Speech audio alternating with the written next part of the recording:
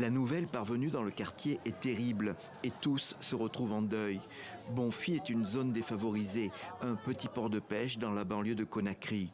La semaine dernière, une vingtaine de ses fils ont disparu en mer au large du Sénégal. Des jeunes qui tentaient une émigration clandestine vers l'Europe. La famille Souma est particulièrement touchée. Elle a perdu 2 fils, des frères qui laissent chacun une femme et des enfants. Mon mari n'avait pas un travail garanti. Il se débrouillait au port de pêche. C'est sûrement pour nous sortir de la misère qu'il a tenté cette aventure. Maintenant, la charge de nos enfants me revient seule. Je prie le gouvernement de m'aider à élever mes orphelins.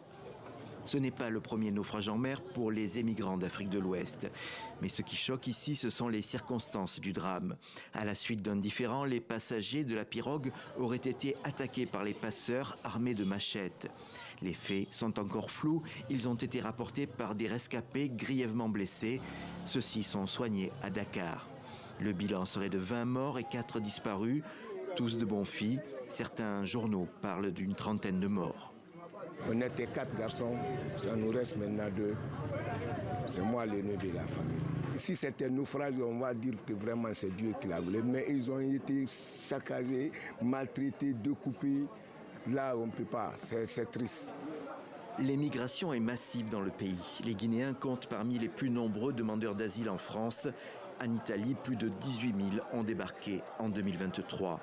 Cette fois, l'émotion est telle en Guinée que le gouvernement de transition a délégué un ministre pour présenter des condoléances aux jeunes du pays.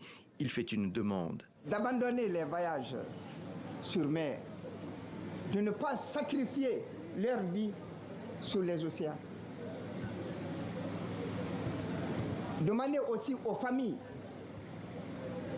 d'accepter d'encadrer les jeunes qui constituent aujourd'hui l'avenir de ce pays. Les autorités ont distribué 10 millions de francs guinéens, soit 1 000 € à chaque famille pour faire face aux premiers frais. Elles s'emploient maintenant à rapatrier les corps repêchés pour pouvoir organiser des funérailles.